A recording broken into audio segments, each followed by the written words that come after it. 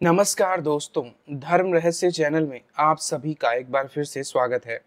आज के जो प्रश्न हैं वो कई साधकों ने मिलकर पूछे हैं।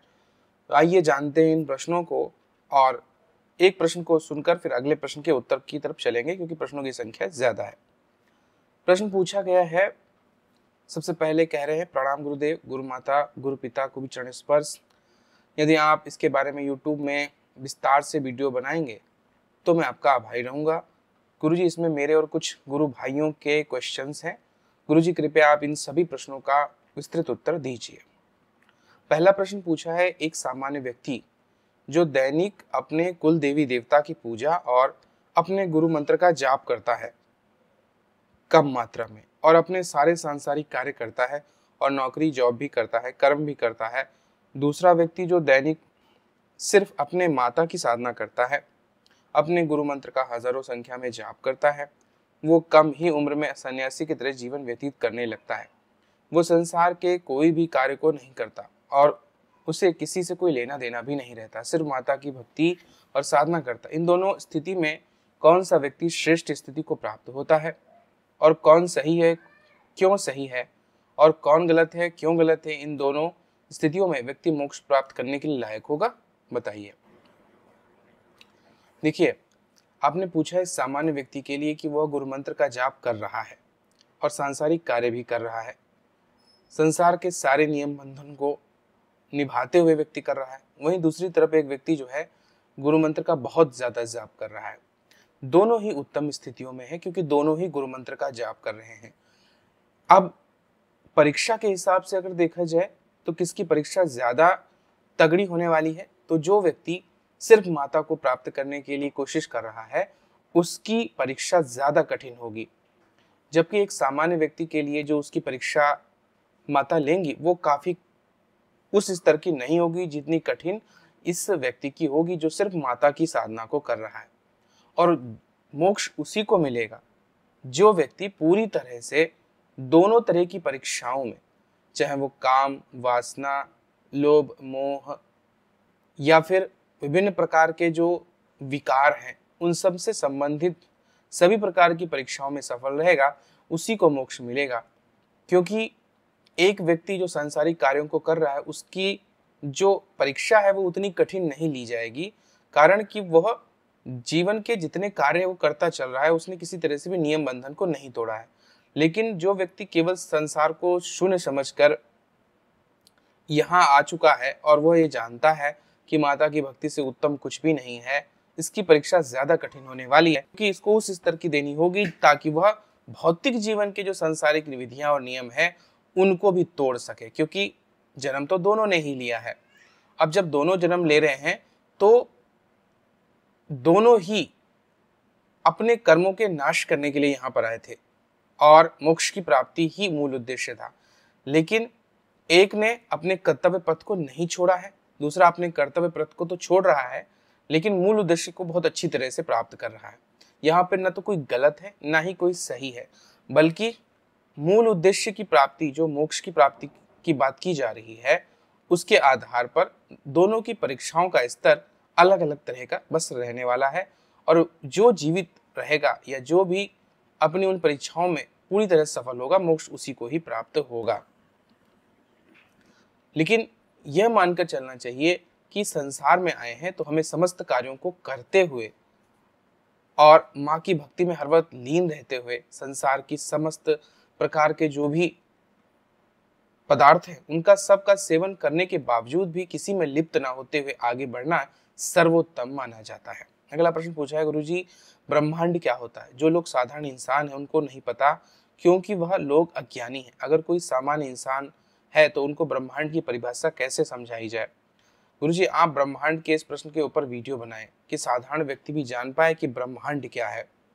देखिए, वैसे तो आप अगर फिजिक्स पढ़े हैं या केमिस्ट्री पढ़े हैं तो वहां पर ब्रह्मांड का बहुत अच्छे से वर्गीकरण उनको समझाया गया है, लेकिन चीज वही है, सिर्फ समझने का नजरिया अलग है। जो ब्रह्मांड है, जो ब्रह्म और अंड दो शब्दों से मिलकर बना हुआ, एक ऐसी गोलाधार या कोई गोल ऐसी चीज, अंडाकार ऐसी कोई चीज जो कि परमात्मा के द्वारा बनाई गई है, इसीलिए उसको हम ब्रह्मांड कहते हैं, अर्थात ब्रह्म प्लस अंडा। और ये जो अंडा है, जैसे अंडे के अंदर पूरा एक जीव पनपता है, इसी तरह इस पूर्ण ब्रह्मांड के अंदर जीवन चक्र की परिभाषा चल रही है, जीवन चक्र वहां पैदा होता है। अगर सरल शब्दों में इसको समझने की कोशिश की जाए वैज्ञानिक अर्थों में, तो जैसे हम इस धरती पर रहते हैं, यहाँ जीवन है, यह एक हमारे सौर मंडल का भाग, सौर मंडल का मतलब है जहां पर सूर्य के साथ उसके ग्रह हैं।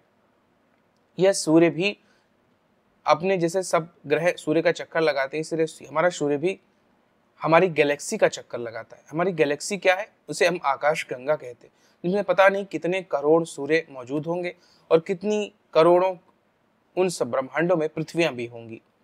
इसी प्रकार ऐसे ही करोड़ों की संख्या में फिर गैलेक्सी भी हो जाती है। गैलेक्सी मतलब जिसे आकाश गंगा कहा गया, जिसमें करोड़ों सूर्य और तारे मौजूद हैं। ऐसी एक गैलेक्सी में भी करोड़ों तारे होते हैं, लेकिन ऐसी करोड़ों गैलेक्सी मिलकर एक ब्रह्मांड की रचना करते हैं। और आध्यात्मिक अर्थों में तो ये कहा गया है कि ऐसे अनंतों ब्रह्मांड हैं जिनका आकार किसी का छोटा है, किसी का बहुत विशालकाय है, अलग अलग तरीके से है।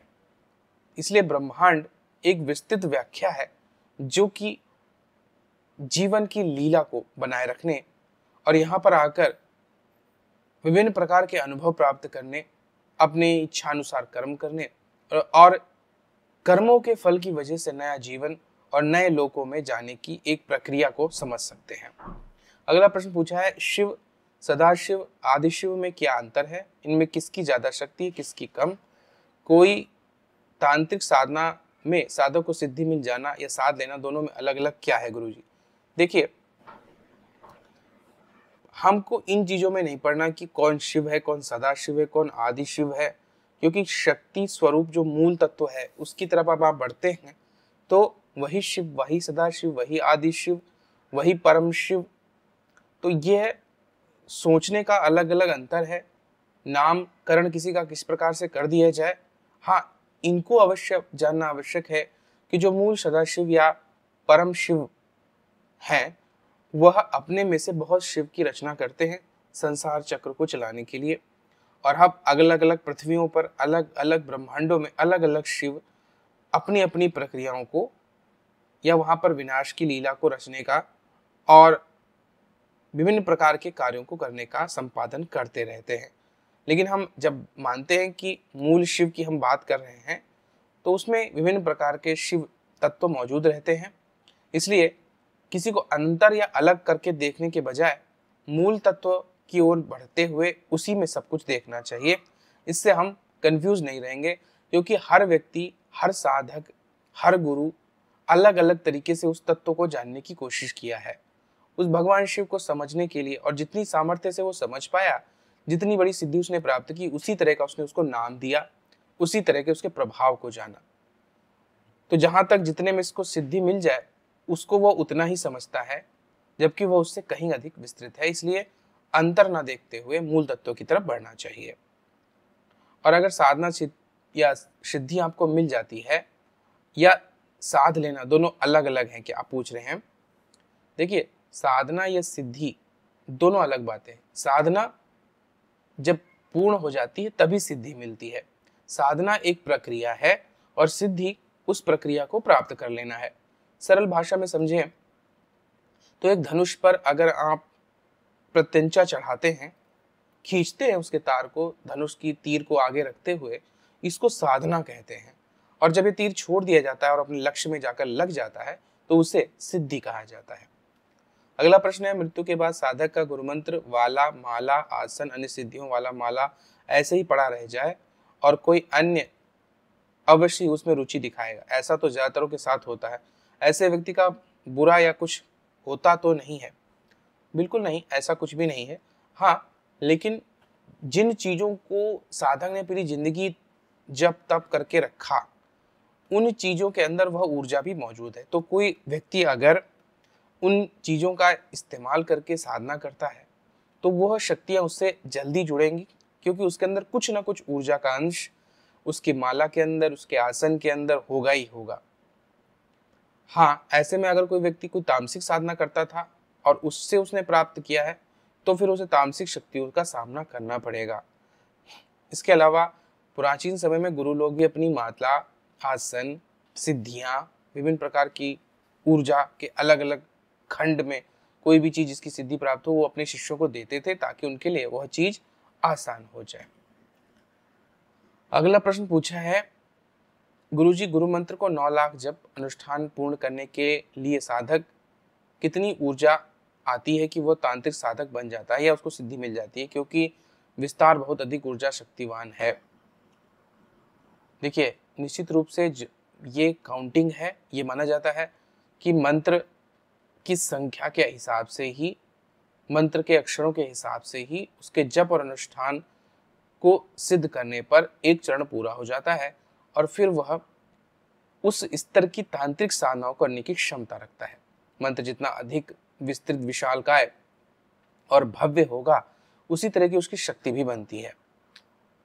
इसीलिए 9 लाख मंत्र जाप अनुष्ठान करने के बाद तांत्रिक साधनाओं की साधक शुरुआत कर लेता है। गुरुजी, यदि कोई इंसान उतना सक्षम नहीं है, बल्कि गुरु मंत्र दीक्षा नहीं लिया, वह केवल आपसे माता पराशक्ति का नाम दीक्षा ही लिया, माता पराशक्ति का नाम 9 लाख 18 लाख जाप कर चुका है, या कोई इंसान हर समय माता पराशक्ति का नाम जाप करता है और उनका जाप अगर 18 लाख या 20 लाख हो चुका है तो उनके इतर वही बहुत मरता या वो मरता है में ऊर्जा आ जाता है किसी कारण से। गुरुजी, क्या वो इंसान माता दुर्गा, माता काली या क्षिणी भैरवी इत्यादि की तांत्रिक साधनाएं कर सकता है? देखिए, इस संबंध में विधि और सिस्टम अलग है। माता पराशक्ति जो नाम दान दीक्षा है उसका उद्देश्य मोक्ष की प्राप्ति है सरल विधि से, जिसमें हम गुरु मंत्र की तरह कोई विनियोग ना हो, गुरु मंत्र की तरह दीपक जलाना, आसन पर बैठना, माला जाप करना आवश्यक ना हो। तो नाम दान दीक्षा मूल रूप से मोक्ष प्राप्ति के लिए और सरल और सहज तरीके से सबसे सरल विधि से मोक्ष प्राप्त करने का मार्ग माना जाता है। लेकिन तांत्रिक साधनाओं के लिए उसके अंदर भले ही ऊर्जा मौजूद हो, लेकिन यह ऊर्जा उसकी मोक्ष के लिए कार्य कर रही है। इसलिए यह सोचना कि नाम दान दीक्षा के आधार पर वो तांत्रिक साधना करेगा, यह सोचना सही नहीं है। इसके लिए आपको गुरु मंत्र की साधना आवश्यक है, क्योंकि गुरु मंत्र की जो ऊर्जा है वह शक्तियों के खिलाफ आपको तैयार करती है। यह तो केवल मोक्ष के लिए आपको तैयार करती है। नाम दान दीक्षा ये उनके लिए है जो सरल गृहस्थी में रहते हुए छोटे मोटे पाप, छोटे मोटी चीजें गलत सलत करने के बावजूद भी मोक्ष की प्राप्ति चाहते हैं और सहज रूप में चाहते हैं, जिसके लिए कोई कठिन विधि विधान ना हो। इसीलिए नाम दान दीक्षा सरल मार्ग है, बहुत सरल मोक्ष प्राप्ति का, और जो सहजता से व्यक्ति कभी भी हर चलते फिरते जप सकता है, सोते हुए जप सकता है और उसे सब कुछ फायदा ही होने वाला है। लेकिन तांत्रिक साधना एक अलग चीज है, क्योंकि तांत्रिक साधना का उद्देश्य ये होता है कि मैं इस शक्ति को अपने वश में करूंगा, और तब आपके पास इतनी ऊर्जा होनी चाहिए कि आप जिसको वश में करना चाहते हैं वह आपकी ऊर्जा से प्रभावित होकर आपके बंधन में आए, ना कि आप उसके बंधन में आ जाए। अगला प्रश्न पूछा है, गुरुजी मांस मछली खाने से पाप होता है? ये वैष्णव लोग भी बोलते हैं और अपने भी बोला है, और मुझे स्वयं माता काली ने बोला है, और शास्त्र में जैसा मनुस्मृति और गीता आदि सभी ग्रंथों में लिखा हुआ है। गुरुजी, अगर मेरे परिवार के सदस्यों को या मेरे रिश्तेदारों को यह बात बोलने जाता हूँ कि मीट मछली मत खाओ, मीट मछली खाने से पाप होता है और मृत्यु के बाद मुझे नरक में जाना की सजा मिलती है, तो वो मुझे डांटते हैं, मुझे पागल बोलते हैं और मुझे बोलते हैं कि माँ काली, माँ तारा स्वयं बकरे का मांस, मछली का भोग खाती हैं। अगर माता काली और माता तारा को मांस मछली खाने से भी पाप नहीं हटा है तो हम मांस मछली खाने से पाप कैसे होगा? गुरुजी, माता स्वयं जगत जननी है, तो तारापीठ में माता तारा और भी बहुत सारी शक्तिपीठ माता क्यों अपनी संतान अर्थात मछली फ्राई वगैरह बकरी की बलि लेती हैं? 84 लाख योनियों में तो मछली बकरा योनि भी आती है, अपने संतान को भोग में क्यों लेती हैं? गुरुजी, कृपया आप मेरे परिवार के सदस्यों के रिश्तेदारों का मार्गदर्शन कीजिए। देखिए, हर एक चीज का एक अर्थ होता है। हम क्यों कहते हैं कि मांस मछली खाना पाप होता है? क्योंकि एक तो उसके साथ किसी की हत्या जुड़ी है, किसी को मार करके पाप लगता है। दूसरी बात कि जिस भी जीव को व्यक्ति खाता है या जो भी चीज खाता है उसके गुणों को भी धारण करता है। अब किसी ने अगर मांस या मछली खाई है, बकरे को मान लिया खाया है, तो बकरे के गुण उसके अंदर आएंगे, यानी कि अब उसके अंदर कामुकता बढ़ जाएगी, उसके अंदर मैं की भावना बढ़ जाएगी, अर्थात वह अहमी व्यक्ति होगा, वह लड़ाकू व्यक्ति हो जाएगा, वह व्यक्ति किसी को अपने आगे कुछ नहीं समझेगा। मछली खाने वाले का भी वही स्थिति होगी, क्योंकि जब मछली दूसरी मछली को बड़े आराम से खा जाती है तो मछली खाने का जो गुण है उसके अंदर भी आएगा। रही बात माता काली, माता तारा इत्यादि, तो पुराने समय से क्या चला आ रहा है कि देवी ने जब असुरों का वध किया था तो वो रक्त पीने लगी, सबको मारने लगी, सबको खाने लगी। उस दौरान उनकी जितनी भी योगिनी शक्तियां उनके जैसी, उनकी अंश रूपा, वह भी सारा भोग कर रही थी। और उनके नीचे स्तर में ये शक्तियां, नीचे स्तर तक पिशाचनी तक जाता है ये स्तर, और पिशाचनियों से भी नीचे भूत प्रेत की अन्य श्रेणियों तक ये प्रक्रिया जाती है, क्योंकि सारी शक्तियां माता के ही अधीन है।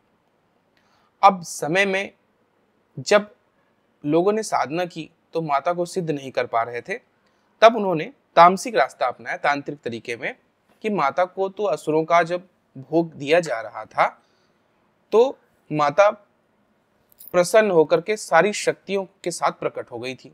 चलो हम ये भी करके देखते हैं। तो तांत्रिकों ने क्या कार्य किया कि उन्होंने मांस, मदिरा इत्यादि चीजें देनी शुरू कर दी। माता तक तो ये बात पहुंचनी ही नहीं थी, लेकिन उनकी शक्तियों में से पिशाचनी इत्यादि, भूत प्रेत, चुड़ैलें इत्यादि, इन सब ने उनका भक्षण करना शुरू कर दिया और उस मांस, मछली इत्यादि को स्वीकार कर लिया। अब मांस मछली को जब स्वीकार किया गया तो प्रसन्न होकर के उन शक्तियों ने सहायता करनी शुरू कर दी। तो साधकों को, तांत्रिकों को ये लगने लगा कि माता काली या माता तारा या उनकी जो शक्तियां हैं वो उन पर प्रसन्न हो गई हैं, और जितना ज्यादा हम उन्हें यह चीज भोग में खाने के लिए देंगे वह स्वीकार करेंगी। अब माता ने दंड क्यों नहीं दिया? क्योंकि माता को भावना सबसे बड़ी लगती है, यह जगत तो मिथ्या ही है, इसलिए उन्होंने भावना देखी, इसलिए उन्होंने इस बात के लिए क्षमा कर दिया। उनके माध्यम से इन छोटी पिशाचनी, भूतनी इत्यादि का कल्याण हो जाए, क्योंकि उनके जब पूजा की जा रही है तो वो पूजा देवी को प्राप्त न होकर के उन शक्तियों को प्राप्त हो रही, क्योंकि उनको मांस, मछली इत्यादि दिया जा रहा है। इस वजह से दोनों का कल्याण हो, इसलिए माता ने कुछ नहीं कहा और यह परंपरा फिर चलती चली आ गई। इसलिए अगर कोई ऐसा सोचता है कि मांस, मछली, बकरा इत्यादि माता स्वीकार करती हैं तो यह गलत सोच है। ये केवल उनकी सेविका शक्तियां और उनके भी बहुत नीचे की सेविका शक्तियां स्वीकार करती हैं, इसीलिए वो प्रसन्न भी हो जाती हैं और वह कल्याण भी करती हैं। लेकिन एक बात हमेशा जानिए, जिस शक्ति से आप जुड़ेंगे उसके जैसे स्वभाव को ग्रहण करेंगे। इसीलिए तामसिक स्वभाव वाला व्यक्ति तामसिक कार्य भी करने लगता है। जैसे कि वशीकरण की शक्ति अगर किसी को प्राप्त होगी तो वह स्त्रियों का वशीकरण करके अपनी कामुकता को तृप्त करना चाहेगा, मारण का प्रयोग करके दूसरों को यूं ही मारना चाहेगा। तो यह क्यों आ रहा है? क्योंकि एक तो वो गलत चीजें कर रहा है, गलत पाप कर रहा है, पाप को करने के बाद में पाप को खा भी रहा है, और भोग के रूप में जिन शक्तियों को जागृत कर रहा है, जो कि समझ रहा है कि माता है, माता ना होकर माता की बहुत छोटी अंश शक्तियां हैं जिनकी वजह से उसका कल्याण हो जा रहा है, यह केवल एक भ्रम मात्र है। क्योंकि इससे माता प्रसन्न कहीं भी नहीं हो रही हैं, वो शक्तियां प्रसन्न होती हैं, क्योंकि माता भावना देखती है, इसलिए दंडित नहीं करती हैं। बस इतनी सी बात है। गुरुजी, शास्त्र में बताया गया है कि ब्रह्मा जी के एक दिन में स्वर्ग लोक में 14 इंद्र परिवर्तन होते हैं, या एक रात में 14 इंद्र परिवर्तन होता है। लेकिन गुरुजी, देवता लोग को अमृत पान कर चुके हैं, फिर अगर देखा जाए तो देवता लोगों को त्रिदेव के जैसे अमर क्यों नहीं है, या इनके त्रिदेव की जैसी आयु क्यों नहीं है? अमृत पान करने के बाद वही देवता लोग निर्दिष्ट आयु में मिला है गुरुजी। इसके बाद धरती लोगों पे इंसान के रूप में जन्म लेना पड़ता है। देखिए, हर एक का समय निर्धारित है, यहाँ तक कि ब्रह्मांड का भी समय निर्धारित है, ब्रह्मा जी का भी समय निर्धारित है, यहाँ तक कि त्रिदेवों का भी समय निर्धारित है। तो उनका समय है, और उसी समय अंतराल में अमरता का दो अर्थ होता है। एक अमरता होती है जो चिरकालीन, हमेशा रहने वाली है, वह केवल माता पराशक्ति या परमात्मा ही दे सकता है, उनमें विलीनीकरण के माध्यम से। इसके अलावा कोई भी लोक हो, क्योंकि जब लोक का मतलब होता ही है रहने का स्थान, जो भी स्थान रहने का होगा एक दिन वो समाप्त तो होगा ही होगा, इसमें तनिक भी असत्य बात नहीं है।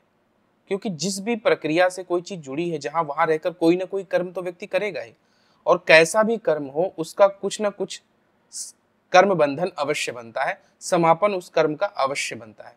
तो कर्म चाहे कैसे भी किया जाए उसका कुछ ना कुछ प्रभाव पड़ता ही है। स्वर्ग में आनंद पूर्वक जीवन व्यतीत करना तब तक जब तक कि आपके पुण्य क्षीण नहीं हो जाते। और जैसे कोई इंद्र बनता है और वह करोड़ों वर्षों तक इंद्र बना रहता है, उसके बाद उसके पुण्य क्षीण हो जाते हैं, तो वही लोग पृथ्वी पर जन्म लेते हैं और फिर से उसी प्रक्रिया में आ जाते हैं। ऐसा ही बड़े से बड़े देवता के साथ भी होता है। इसीलिए ये प्रक्रिया तब तक चलती रहती है जब तक पूर्ण मोक्ष की प्राप्ति नहीं होती है। और पूर्ण मोक्ष जैसे कि मैंने बताया केवल वही दे सकता है जिसने ये सारा ब्रह्मांड बनाया हो या इस संपूर्ण ब्रह्मांड को खेल को खिलाने वाला है। तो माता पराशक्ति हो या फिर मूल परमात्मा हो, उसके अतिरिक्त कोई भी अमर नहीं है पूरी तरह से। वेदों में लिखा है कि ब्रह्मा परमात्मा भगवान एक ही हैं और मनुष्य उनसे अलग हुए। तो फिर मनुष्य उनसे अलग ही क्यों हुए, अलग कैसे हुए, उनमें से अज्ञानता कैसे आई? अलग होने की एक ब्रह्म एक ही है, तो ब्रह्म का दूसरा हिस्सा अज्ञान में कैसे आ सकता है अलग होने का? कुछ लोग कहते हैं कि ब्रह्म को अंश को खुद से अलग होने की इच्छा हुई इसलिए मनुष्य की उत्पत्ति हुई, पर ब्रह्म तो वही है, तो वह खुद से अलग क्यों होना चाह रहे थे? देखिए, ये गंभीर प्रश्न है, लेकिन बहुत ही सरल भाषा में अगर मैं आपको समझाऊं तो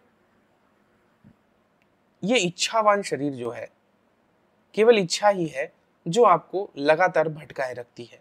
जैसे कि आपका मन जो है एक चीज पर कभी भी स्थिर नहीं हो सकता, हर क्षण वो कुछ ना नया कुछ ना कुछ सोचता रहता है। इसी तरह ब्रह्म की जो इच्छा है वो इच्छा ही उसे नया जन्म दिलवाती है, नई प्रक्रिया में भाग लेने के लिए विवश कर देती है। और इस संबंध में और भी अधिक जानकारी के लिए आप मेरी श्री दुर्गा सप्तशती टीका भाग 1 को पढ़िए, और जब भाग 2 आएगी तो उसमें भी इस विषय पे और भी अच्छी तरह से वहां पे समझाया जाएगा। अब अगला प्रश्न पूछा है, कुछ कुछ ऐसा भी भक्त होते हैं जो लोगों को दिखने के लिए गुरु मंत्र का दीक्षा भी ले लेते हैं और लोगों को अपनी सिद्धि और शक्ति दिखाने के लिए तांत्रिक साधना भी करते हैं और उनको सिद्धि भी मिल जाता है और अपने आप को महान ज्ञानी और महान सिद्धिवान समझते हैं। किंतु क्या उनकी ये सिद्धि परमानेंट रहेगी गुरुजी? इस टाइप के लोगों को अपनी शक्ति और सिद्धि का चमत्कार दिखाता है, क्या ऐसा करने से उनको पाप नहीं लगता गुरुजी? कृपया बताइए। निश्चित रूप से वो अभी एक प्रक्रिया में बंधे हुए हैं और उनको जिस प्रकार के मायाजाल में बुरी तरह फांसा गया है, इसको तो वो जिंदगी भर समझ ही नहीं पाते हैं। क्योंकि गुरु मंत्र लेने की जो मूल कारण था वो यही था कि आप मुक्त हो जाएं इस ब्रह्मांड के प्रपंच से, धन के पीछे ना भागे, इच्छाओं के पीछे ना भागे, जिंदगी में सुखों के पीछे ना भागे, क्योंकि यह कोई भी शाश्वत चीजें नहीं है। सिद्धि का प्रदर्शन भी उसी में से एक प्रक्रिया है जिसमें आत्म संतुष्टि यानी अपनी अहम की संतुष्टि के लिए, अपने आप को शक्तिशाली दिखाने के लिए विभिन्न प्रकार के व्यक्ति प्रयोग करता या दिखाता है। इन सब चीजों से जब तक मुक्ति प्राप्त नहीं होगी किसी भी व्यक्ति को, चाहे वो कितना बड़ा भी साधक हो, कितना बड़ा भी सिद्धवान व्यक्ति हो, वो सदैव फंसा ही रहेगा। सदैव उसका अंत रावण की तरह ही हो जाता है, क्योंकि रावण जैसा विद्वान व्यक्ति भी जो सब कुछ जानता था आखिरकार उस मायाजाल में फंस गया और अंत तो गत्वा उसका सर्वनाश होना ही तय है।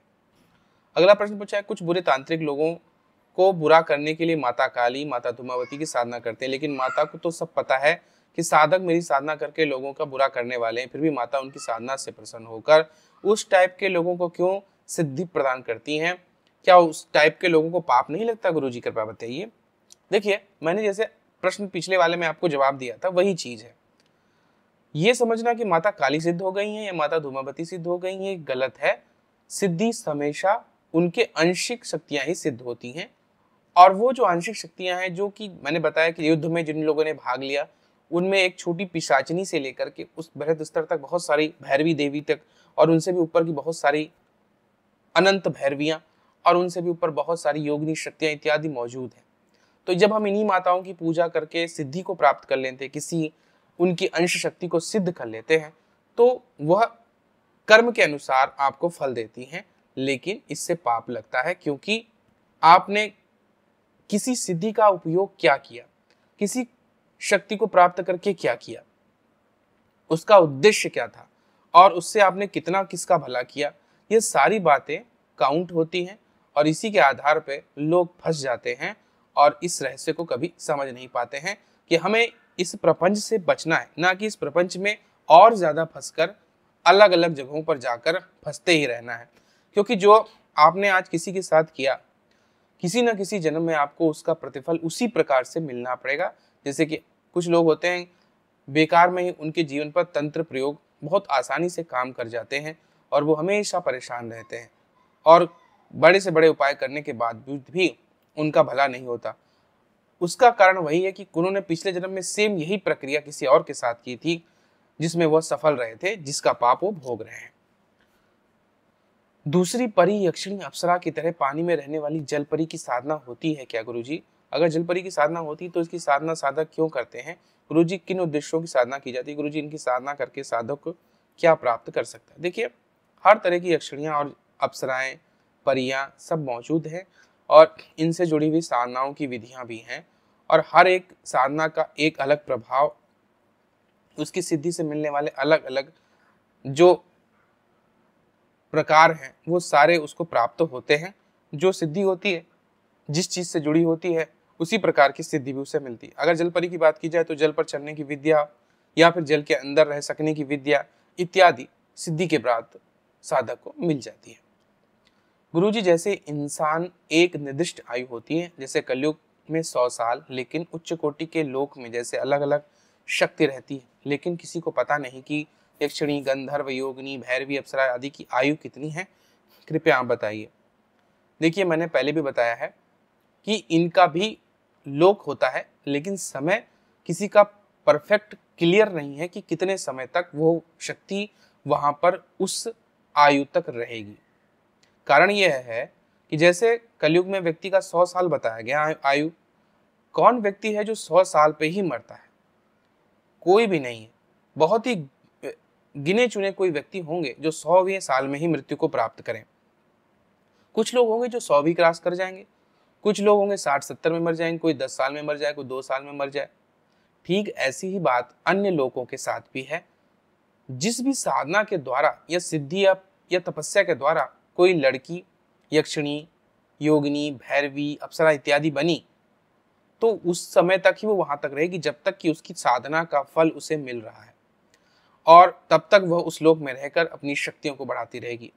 हो सकता है किसी ने उसकी साधना की तो उसे और भी समय मिल जाए। अभी वो केवल 100 वर्ष तक रहने वाली थी, किसी ने उसकी साधना सिद्धि की, अब वो 1000 वर्ष तक अप्सरा बन के रहेगी। और फिर किसी ने उस 1000 वर्ष में किसी ने उसकी साधना कर ली, फिर वो और 1000 वर्ष तक उसकी उम्र और बढ़ गई। तो इस प्रकार से इन सब की आयु का निर्धारण किया नहीं जा सकता है, क्योंकि कोई भी शक्ति अपने पूर्व जन्म के कर्मों के आधार पर, जब कोई पहली बार किसी प्रक्रिया को शामिल हुआ था तब उम्र को निर्धारित किया गया था, जैसे मनुष्य की 100 साल, लेकिन हर व्यक्ति 100 साल नहीं जीता। ठीक उसी तरह ये शक्तियां भी अपनी आयु के हिसाब से नहीं रहती, लेकिन हर मनुष्य से इनकी उम्र 1000 गुना या लाख गुना ज्यादा होती है, क्योंकि वहां पर समय का बंधन उस तरह कार्य नहीं करता जिस तरह यहाँ पृथ्वी घूम रही है। यहाँ पृथ्वी के घूमने से एक दिन समाप्त हो जाता है, वहां पर उस लोक के घूमने पर ही एक दिन समाप्त होगा। अगला प्रश्न पूछा गया, गुरुदेव, जैसे हम लोगों की ब्रह्मांड और स्वर्ग, नरक माता पराशक्ति की शक्ति और कृपा से ब्रह्मा जी ने सृष्टि किया है और हिंदू सनातनी लोगों की मृत्यु होने के बाद इनके बुरे कर्म के अनुसार स्वर्ग या नरक मिलता है, क्या सेम मुस्लिम और क्रिश्चियन और बाकी धर्मों के लोगों की मृत्यु होने के बाद सेम हम लोगों की स्वर्ग और नरक की आत्मा जाती है, या उनके मजहब के अनुसार अलग लोग, जैसे मुस्लिम लोगों के लिए जन्नत, जहन्नुम और क्रिश्चियन लोगों के लिए हीवन और हेल है, उसमें आत्मा जाती है? गुरुदेव कृपया बताइए। देखिए, चीजें तो एक जैसी ही हैं और इसका उदाहरण भी है। जब मैं साधना एक बार कर रहा था यक्षिणी की, तब मैंने जिन्नों को और यक्षों को एक साथ देखा था। अंतर सिर्फ इतना सा था कि एक को जिन्न के नाम से पुकारा जा रहा, वही को यक्ष भी कहा जा रहा था। एक परी थी और वही एक अप्सरा भी थी। तो हम जैसे जीवन व्यतीत करते हैं मरने के बाद उन गुणों को धारण जरूर करते हैं और उन गुणों के अनुसार ही हम स्वर्ग या नरक में अलग अलग तरीके से जाते हैं। हाँ, जिन चीजों को जो ज्यादा मानता है या जिन चीजों के प्रति उसका आकर्षण ज्यादा रहा है, उसके लिए वो प्रक्रिया उसी के जैसी अवश्य हो जाती है। उदाहरण के लिए, अगर मैं हिंदू सनातन धर्म का और मुस्लिम्स का, क्रिश्चियंस का अगर अभी वर्गीकरण करके अंतर दिखाऊं तो आपको समझ में आएगा। हिंदुओं में हम लाश को जला देते हैं, समाप्त कर देते हैं, ये मानते हैं कि पंच तत्व में विलीन हो गई। मुस्लिमों में गाड़ा जाता है, क्रिश्चियनों में भी उसे गाड़ दिया जाता है। उनके धार्मिक ग्रंथों में लिखा हुआ है कि वह व्यक्ति तब तक कब्र में रहेगा जब तक कि कयामत नहीं होती, और कयामत के बाद उनका फैसला अल्लाह नहीं करता है, ईश्वर नहीं करता है। हमारे यहाँ व्यक्ति ने इधर उसको जलाया गया, उसके बाद 13 दिन की यात्रा के बाद वह कहीं ना कहीं किसी न किसी लोक में चला गया, चाहे वो पितृलोक में चला जाए या फिर अपने अच्छे कर्मों के आधार पर स्वर्ग में फैसला होने पर स्वर्ग में चला जाए, या फिर वापस आकर धरती पे जन्म ले ले। लेकिन इस्लाम ये इसी धरती के अंदर गड़ा रहेगा तब तक जब तक कि कयामत नहीं आती है। अब ये कयामत आने में हमको लगता है कि कई करोड़ों वर्ष लगने वाले हैं, तो करोड़ों वर्षों तक ये आत्मा जो होगी ये प्रेत आत्मा बनकर के तो ही रहेगी। जो भी धरती के अंदर रहने वाली शक्तियां हैं उनको पाताल की शक्तियां ही माना जाता है, तो वो आत्मा तब तक दुख भरे रूप में, कष्ट भरे रूप में रहेगी, तो धरती के अंदर ही वो प्रेत आत्मा का ही एक रूप माना जाएगी। चाहे किसी ने ज्यादा साधना कर रखी है तो हो सकता है कि वो जिन्न की बराबर शक्ति हासिल कर ले, वो जिन्न के जैसे रह रहा हो, या फिर कोई जो है उससे भी बेल या बहुत ऊपर ताकतवर है, वो किसी तरह के छोटे मोटे पीर की शक्ति की तरह रह करके वो जमीन के अंदर गड़ा हुआ है, वहां रह रहा है। इसीलिए जब इन लोगों की साधना भी की जाती है तो सिद्धि भी जल्दी मिल जाती है और लोगों को बड़ा इस बात में गर्व महसूस होता है कि इनकी सिद्धि जल्दी मिल जाती है। तो ये बातें हमारी परंपराओं पर आधारित है, ऊपर से कोई भी प्रक्रिया अलग करके नहीं भेजी गई है, ये हम अपने आप ही उन चीजों को अलग करके देख लेते हैं। हाँ, जिस चीज को हम स्वीकार करते हैं उसी चीज के हिसाब से हमारा जीवन भी तय हो जाता है। तो जिन्होंने स्वीकार कर लिया कि हम प्रेत आत्मा बनकर के तब तक यहां रहेंगे जब तक कि कयामत नहीं होगी, और वहीं दूसरे ने यह स्वीकार किया कि मेरा शरीर को जलने के बाद तुरंत मेरा फैसला किया जाए, तो उनका फैसला तुरंत हो जाता है। तो यही अंतर है, प्रक्रिया वही है, स्वर्ग वही है, वही नरक है, लेकिन उस स्वर्ग और नरक जाने वाली आत्माओं को जाने से पहले उनकी इच्छा के आधार पर ही उनके लिए उनके समय, उनकी प्रक्रिया के आधार पर तय होता है। तो एक बड़ा अंतर आपको यहाँ पर देखने को मिला होगा कि आखिर सनातन धर्म सबसे उच्च कोटि का क्यों माना जाता है, क्योंकि यहाँ पर व्यक्ति मरने के बाद भी तुरंत मुक्ति प्राप्त कर लेता है, उसका फैसला हो जाता है, जबकि अन्य धर्मों में वह वहीं का वहीं रह जाता है। ये थे इनके आज के प्रश्न। अगर आपको आज का यह वीडियो अच्छा लगा हो तो लाइक करें, शेयर करें, सब्सक्राइब करें चैनल को। आप सभी का दिन मंगलमय हो। जय मां पराशक्ति।